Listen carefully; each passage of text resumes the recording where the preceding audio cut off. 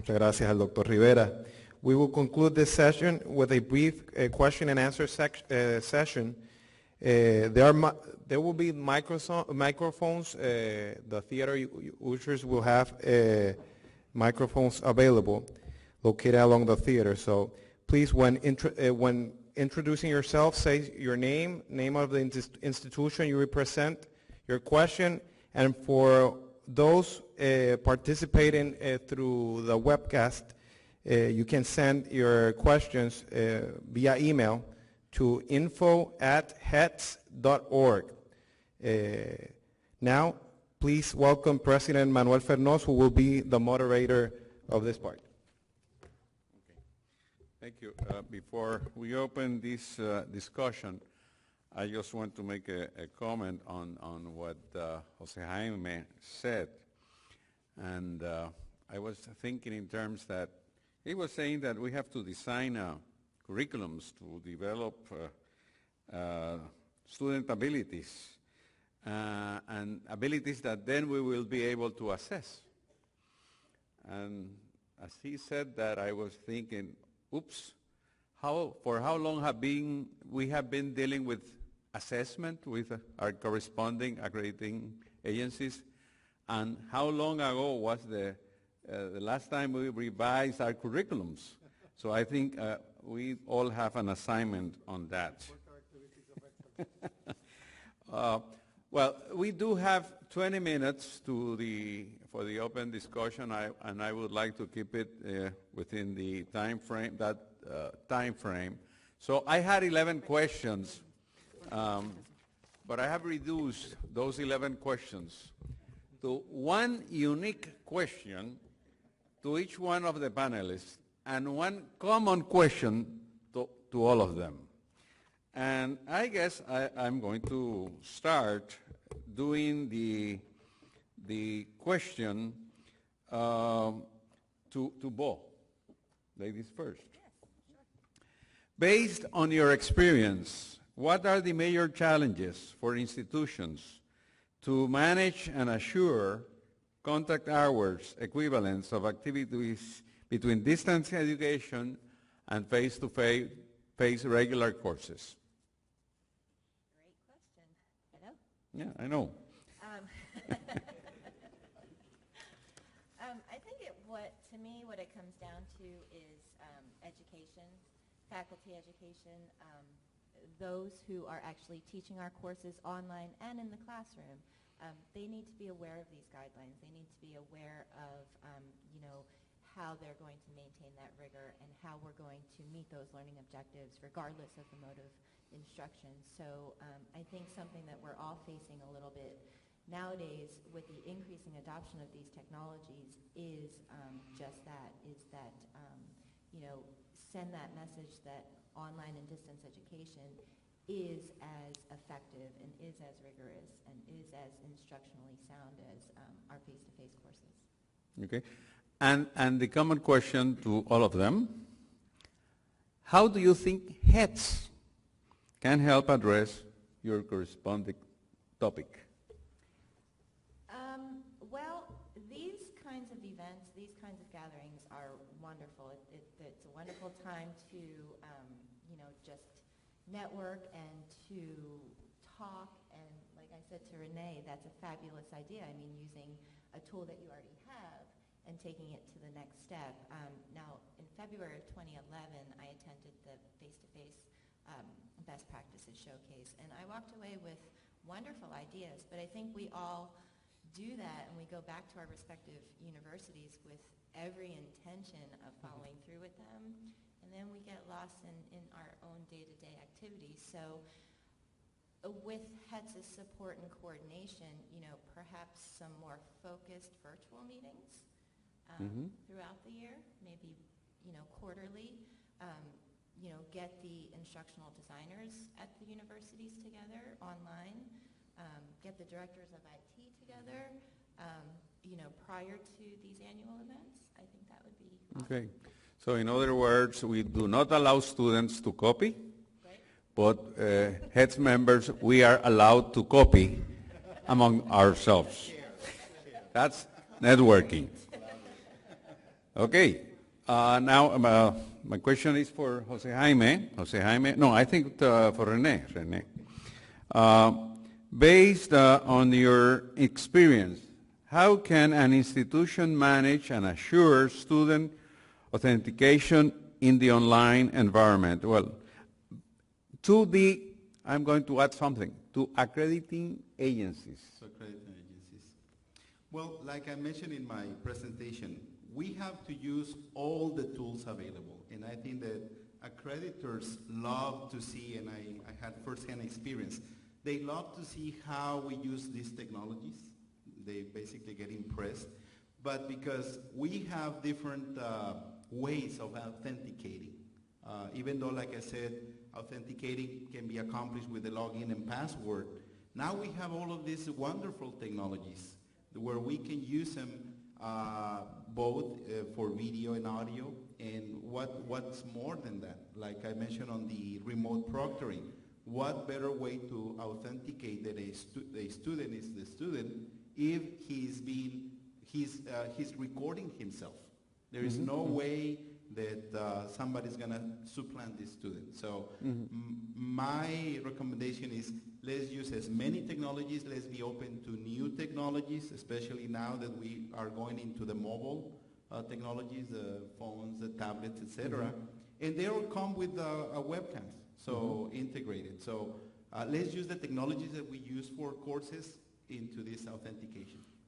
Good. And the common question, besides networking, any other ideas on how heads may help member institution on this? Well, I think that heads, and during our board meeting, we have seen the growth of heads and the new members and the diversity of the members and the growth of the Hispanic student population.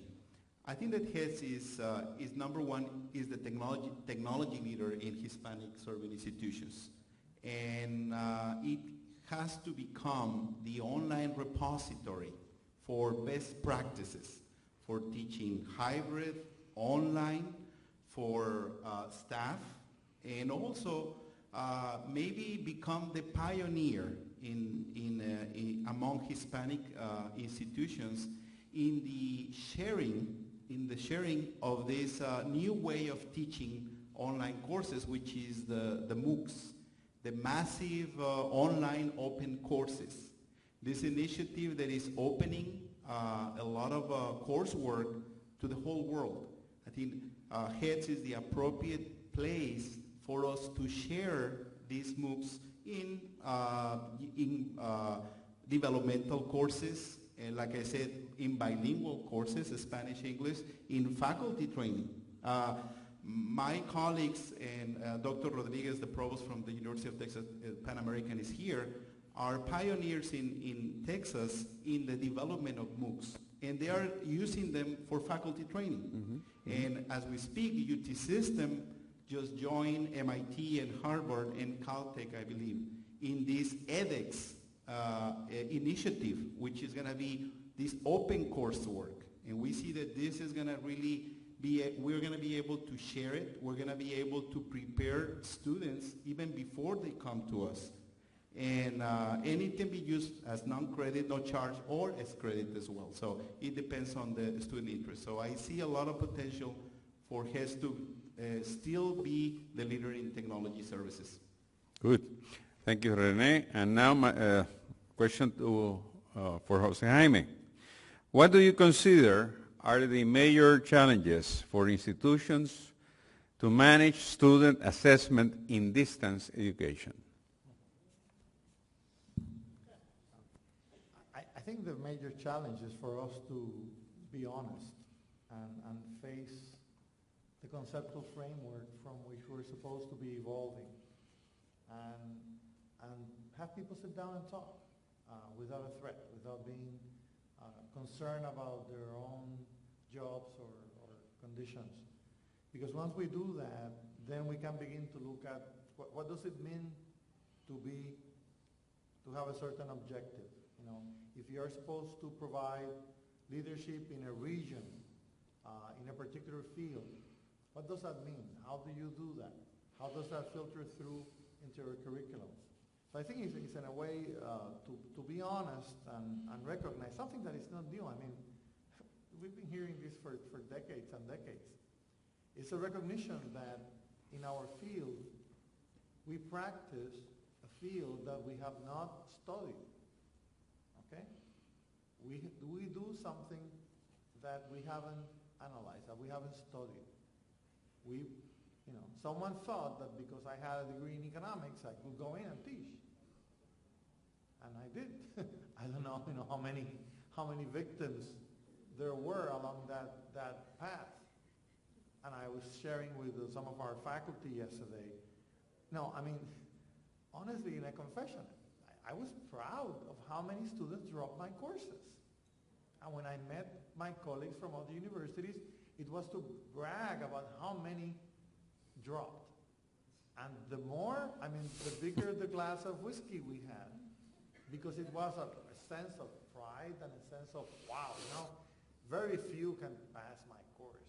And that's where we started from. So, I mean, we've come a long way, and I think it's a process. Unfortunately, I wish we had the time in our institutions to regain credibility. We've lost social credibility because this level of retention, that's why the Congress, for the first time in history, in the Higher Education Act, wrote down retention, graduation, placement.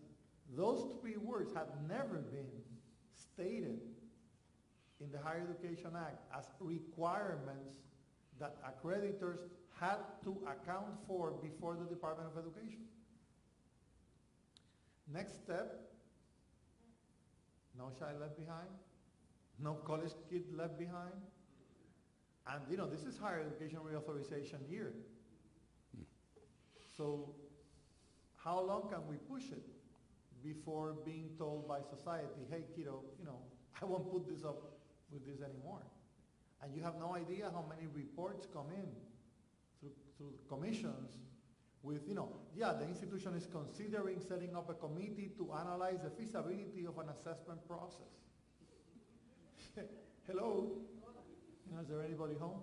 So I think the main obstacle is that we see this as an external requirement that we have to get rid of, comply, and forget about. And it is not. It is an honest reflection on what we do in our profession. So I think the major requirement will be to make it, and I think it's for administrators to do. I think we have to make it clear to faculty, as I said before, that this has nothing to do with faculty evaluation. Nothing. It would be immoral and inappropriate to use this for individual faculty evaluation. Once we make that absolutely clear and sort of repeat it like every day in every meeting, I think then maybe there is a higher probability that faculty will join in this process, not seeing it as a drag and as another load to carry, but as a real opportunity to think about what we do and enrich it. And I think even the accrediting agency have to make it clear what we're talking about and what is it that we're expecting. Because even in the language of accreditors, and I've looked at many accreditation standards from various agencies, the word assessment is not being used consistently, it's not being defined properly. And I think all of that has created the confusion we're going through. So those are, to me, that's a major challenge. Yeah. Okay, and the common question for you, how do you think heads can help address assessment issues in distance learning? I think Bo and Rene have mentioned that. I think heads is putting together, and I think today we had a meeting of the board, and we had some fabulous reports from the staff, and we see all the richness that is now available for faculty in all institutions to share and to look at rubrics, to look at models, to look at best practices. We have put together in that website of heads such a fantastic amount of resources that we first have to make them known, and then we have to make sure that they are used, and that we all feel invited to put into that file everything we know and everything we have and we're using. We need to share. because this is not a competitive process. You know, increasing our retention, improving our graduation rates, improving our placement is a win-win situation. It doesn't take anything away from someone else, but it adds to the collective body. So I think HEADS is right on the path, and if we keep strengthening it through these dialogues and keep putting into the sites, you know, this clearinghouse model of all the things that are very valuable. I was impressed to see, for example, today, that we already have a depository for rubrics on STEM. You know, we're STEM world. This is now the STEM age. I forget about the humanities and the social sciences. Unfortunately, there's no money for that, sadly. But that's, you know, and even there we have things to contribute to institutions. So I think HEADS has to keep doing what they're doing and now make it known to all that we have a fantastic powerhouse of resources. Yeah. And by the way, on his presentation, René mentioned that technology is being used not only as a methodology, but also for support, and that it helps to reduce the need of face-to-face teaching. And that means less use of physical facilities and probably less use of electricity. And we all know how expensive energy is now. And therefore, what we are doing in HEADS as a consortium is trying to not only to network and train our faculty and provide services to our students, but also to provide as a whole better services cheaper. And that's something it's in all presidents' heads. Okay, we do have some additional time for questions from you, from the public. Any questions? Well, if we don't have any questions, by distance we do have questions? No? May I ask? Sure, go ahead. I think René made a point, and when you mentioned the importance of this technology for teaching, but let's remember that many hours of our students are spent running around offices that have nothing to do with the face or distance meeting of faculty and students, which is what we're supposed to be all about. I think if we were able, through technology, to reduce to a minimum or no need for students to visit offices, so that everything that they need to, beside the interaction with the faculty, could be on the website, on a platform to strengthen advising, registrar, right. And we're moving there. Many of us are closer and closer. But still, there's a lot to improve in those technologies. Because if the student's time, which is the most valuable resource that we have never paid attention to, we only think of the faculty's time. Kids' time is really as valuable, sometimes even more valuable. So the fact that we can improve services so that students can concentrate on the teaching learning experience at the universities will be a very valuable result also of these uses. So at some point, I think we should also look into, in HEADS, at what services are there that are available. Perhaps that would be something that collectively we could do through HEADS, and again, cut down the cost, because we were not made to have MIS. We need not have, registration. All these procedures, they could be outsourced technologically, would leave more resources for the teaching learning process. And hopefully there is no non-teaching personnel here. Motion approved. So we conclude the HEADS Virtual Best Practices showcase on distance education. I would like to thank you face-to-face and those. Oh, we do have questions there, right? Good afternoon to everybody. My name is Leticia Pagan, Dr. Leticia Pagan, from adjunct professor here at the Inter-American University and also full-time professor at the School of Business of the Polytechnic University of Puerto Rico. And my question is to René. Well, I see that you have a population of students that are bilingual. How do you deal with the issues of academic language instruction in either one or the other language.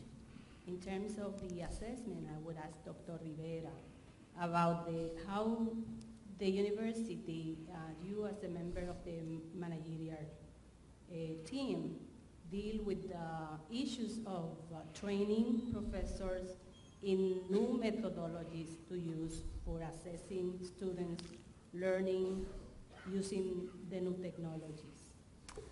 I have a personal experience on the language transfer and also academic experience. I was born in Mexico. I grew up in Mexico City. And when I came to the States, to Texas, I had academic language in Spanish. And I was an ESL student. And I wish we had back then these, what I talked about on the subtitles for the videos. Because that's very useful, especially for the ESL beginner student where that is still being trained in the listening part, being able to read. I think that we have to use the primary language, which in this case Spanish, as the best tool to do the language transfer, especially because there's a lot of similarities between Spanish and English, and especially, even so more than conversational language, especially in academic language. Because the root of academic language in English, it's mainly Latin or Greek. So as Spanish speakers, we can recognize those hard academic language words. So being able to do this transfer, recognizing that the primary language is a tool, and using technology. I mean, we have the technology not only to have the subtitles, but also to have bilingual discussion boards where you can go one to the other. And we have an excellent, here in Puerto Rico, we had this initiative from Ana G. Mendez on a bilingual and biliterate program, dual language, that, for example, in Texas, we're only doing it K-12, but now in the university level, it's just a natural progression. And we'll be able to graduate a student that is not only part of the digital native era, but also is able to function in both languages in academic language, not only conversational. That shouldn't be our goal. So we have the opportunity, and I'm looking forward to the Hispanic student who will be the norm in the future. And I think that 2013 is the year of the Hispanics, or the beginning, as we can see it. And I think that HEDSA, once again, is going to play a big part on that. I think, again, the universities have to recognize that we hire experts in fields, and we have to make a joint commitment, the faculty member and the university, to develop a professor. And there are resources for that. You know, I think most, if not all, universities have those resources. At Sagrado, we have something we call CETEC, which is a Center for Educational Enrichment and Use of Technology. Benny is here with me, my professor in technology. And we have a staff of about 17 people that are all the time working with faculty, curriculum designers, computer experts, and have a plan for the whole year. I see our dean here. She's always after the faculty, telling them, I mean, when we have this workshop and that workshop and the other workshop, we do questionnaires to the faculty to see what topics are of interest, and then based on that, CETEX define a work plan and get the resources for bringing in outside resources or doing training to train. So we're all doing lots of work to face that challenge, because we have to recognize that we are experts in fields, and we have to become professors. And it's not just knowing how to talk and talking to students that makes you a professor. And I believe, again, as I said, that many of these technologies that have been developed for distance learning, in order to demonstrate that they were not a second child, a stepchild out in the boondocks, have really the possibility of enriching what is valuable of the face-to-face encounter. So I think, again, that we have a responsibility in higher education. Administrators have a responsibility to do that, to place those resources in the training as a continuous process. But then faculty members, we have to find a way to make them realize that they need to take those. And how do we incentivize that? When generally those that come are the ones that are more keen to changing, and those that don't show up in any workshop are those that really have the problem. How do we deal with that? I bring that one to you. Okay. Any other questions from the floor? Well, if not, I would like to thank each one of the three panelists, and let's give them, all of them, a big applause. Thank you for your assistance. We have an announcement to make. Thank you, President Fernández, and thank all the members of the panel. With this discussion panel, we officially declare open our HETS Virtual Best Practices Showcase. Also, we are pleased to launch our new blog called HETS Updates al Día, accessible through the HETS website at www.hets.org. The HETS Update al Día blog will be the place to access live and recorded presentations and post your comments to all presentations. In addition, you are eligible to receive continuing education credits depending on how many comments you post and the presentations you access to. For more information about the virtual conference and the requirements to obtain continuing education credits, please contact the head office. Again, this event is free of charge to our members' institutions, and the good thing and positive thing is no travel cost is required to participate since it will be completely online. No charge per registration applies to faculty, administrators, employees, and students. You just need to use a valid institutional email address to register for free. To register for this online event, go to HETS website, www.hets.org. After registration, you will receive a confirmation message with your code to access the presentations. Well, finally, thank you all for accepting HETS' invitation to participate in this opening session of our Virtual Best Practices Showcase.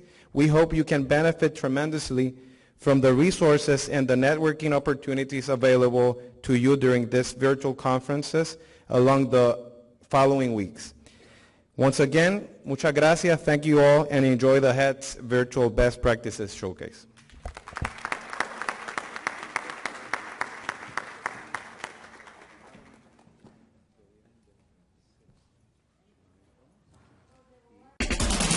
Understand the factors that promote college success, the impact of approaches that truly facilitate success and quality, the secret to a solid teaching process for the Hispanic learner, and the key role of technology to make this happen. HETS, an opportunity to propose, find, and integrate innovative technology solutions to education. We go beyond higher education. We strive for a higher vision. Visit us at www.hets.org. HETS Consortium.